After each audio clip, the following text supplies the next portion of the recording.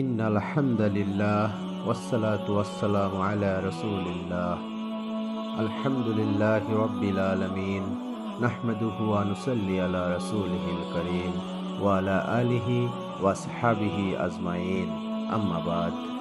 প্রিয় দিনী ভাই, আমাদের ধারাবাহিক আলোচনায় আজকে সংক্ষিপ্তভাবে তুলে ধরার চেষ্টা করব গাজওয়ায়ে উহুদ। ইসলামের প্রাথমিক যুগের যুদ্ধগুলোর অভ্যন্তরীণ অনেক ঘটনাই আমরা জেনে থাকি বিভিন্ন বই ও ওলামায়ে কেরামদের ওয়াজ মাহফিল থেকে। তবে আমরা জানার চেষ্টা করছি এই যুদ্ধগুলো কী কারণে সংগঠিত হয়েছিল, যুদ্ধ সংগঠিত হওয়ার কারণ এবং আলোকপাত করার মতো ঘটনাবলী সম্বলিত গাজওয়ায়ে উহুদের 2 থেকে 3 পর্বের সংক্ষিপ্ত আলোচনা করব ইনশাআল্লাহ। ইসলামের নির্মম ও সাহাবীদের রক্তমাখা এই যুদ্ধের নাম গাজওয়ায়ে উহুদ। এই যুদ্ধ 23 মার্চ 625 খ্রিস্টাব্দ 3 হিজরি মুসলিম ও কুরাইশের মধ্যে ভয়াবহ আকারে সংগঠিত হয়। বদরের যুদ্ধের পরাজয় মক্কার কুরাইশ কাফেররা মানতে পারছিল না।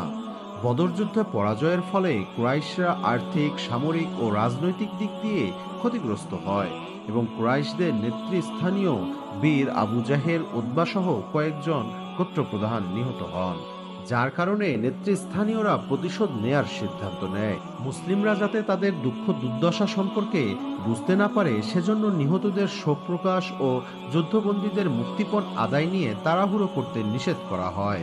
আরেকটি যুদ্ধের জন্য প্রস্তুতি শুরু হয় এবং এতে ইকরামা ইবনে আবু জাহেল, সাফওয়ান ইবনে উমাইয়া, আবু সুফিয়ান ইবনে হাররব ও আবদুল্লাহ ইবনে রাবিয়া সহ মহিলাদের মধ্যে হিন্দ বিনতে উতবা সহ 15 জন নারীও যুদ্ধক্ষেত্রে আগমনে অগ্রগামী ছিলেন। যুদ্ধের খরচ মেটানোর জন্য আবু সুফিয়ানের যে কাফেলাটি বদরের সময় রক্ষা পেয়েছিল তার সমস্ত সম্পদ বিক্রি করে দেয়া হয়। এই কাফেলাটিতে যাদের মালামাল ছিল তারা এতে সম্মতি দেয়।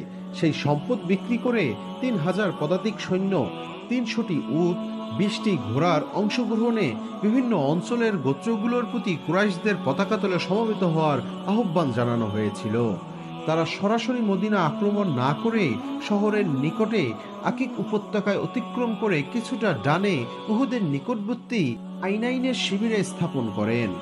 হিন্দ বিনতে উতবা প্রস্তাব দেন যে মুহাম্মদ সাল্লাল্লাহু আলাইহি ওয়াসাল্লামের মায়ের কবরটি যাতে ধ্বংস করে দেয়া হয়, কিন্তু এর পরিণাম কতটা ভয়াবহ হতে পারে তা ভেবে কুরাইশ নেতারা এই প্রস্তাবে সম্মতি জানায়নি।